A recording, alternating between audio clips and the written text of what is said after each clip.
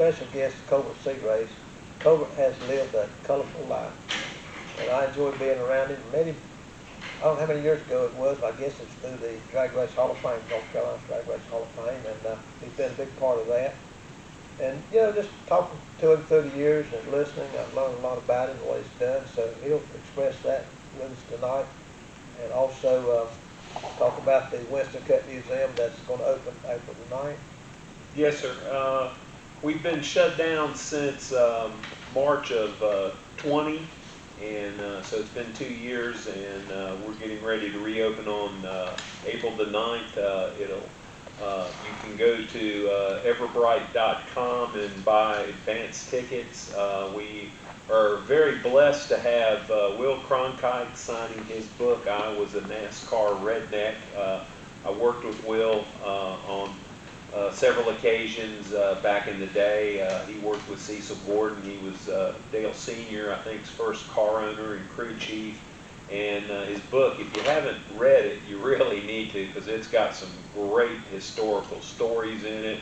There's a lot of fun stuff, and there's some really good, I mean, Will was an extremely inventive crew chief, and he worked with Mario Rossi when Donnie Allison drove for Dygaard, and you know, he's the real deal. And then another one of my heroes, two of my heroes actually, Bobby and Donnie Allison will be there signing autographs, and they'll be there from 12 until 2. We've got some food trucks that'll be on display. We've got some old-time race cars that'll be there along with everything that's in the museum. In fact, I'm going to try to talk you into coming up, Bill, and bringing one of them fancy rides of yours, either your daddy's or yours. And you know, the Winston Cup Musuem is 33 years worth of history of Winston's sponsorship with NASCAR. My father and Junior Johnson were talking about a race sponsorship back in the late 70s or the early 70s, and Junior asked him for $150,000 to sponsor his race team for the year. Dad said, well, he said, I got 75 million, so I need a little bit more than that. So Junior told him he needed to go talk to Big Bill France, and that's how the Winston Cup got started. And it grew from a $100,000 sponsorship. Richard Petty was the first champion in 1971, and I think his payout was $100,000. And then I'm not real sure, but I know it was over $10 million that Matt Kenseth won when he closed it out in 2003. So we've got the car that Richard Petty drove the final lap, and the car that won the race and won the championship, and Jack Roush drove it. They called it the final lap. We've got photographs of that, and we've got the both those cars are in the museum. We've got a number 3 car. We've got several of Jimmy Spencer's. We've got a Smokin' Joe's, and then we've got the car that we ushered in the Winston sponsorship back in 1997 at the last race in Atlanta. Will got that car, bought it from Travis Carter. He said if Jimmy didn't wad it up and stick it in the wall, he wanted it after the race was over. So we've got that one in there.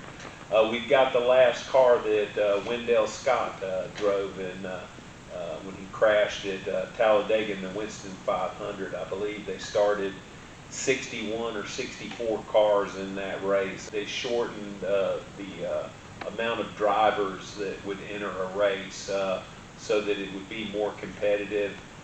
They took away a lot of the, I think there were 60-some races on the circuit in 1970. In 1971, they pared it down, and then they kept paring it down until they got it, I think, at 36.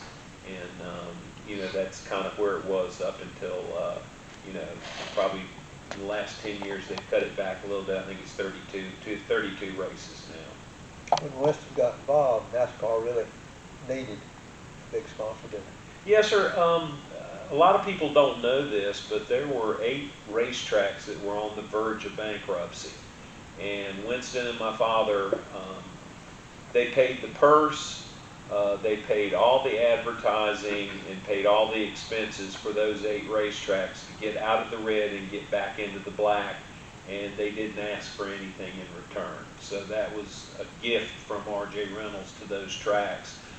You know, they supplied paint, they supplied uniforms. The short track program really helped the grassroots racers, especially Bowman Gray Stadium, South Boston, Monadnock up in Connecticut or Massachusetts, and then Evergreen Speedway out in Evergreen, Washington, or Monroe, Washington, Shasta Speedway in Redding, California. So, you know, at one time when I worked on the Winston Racing Series, I think we had 110 weekly short tracks that were NASCAR sanctioned, and you know, we supplied uniforms, we put scoreboards in, we put VIP suites in, we put track signage in, you know, anything that we could do to help the tracks and the track operators.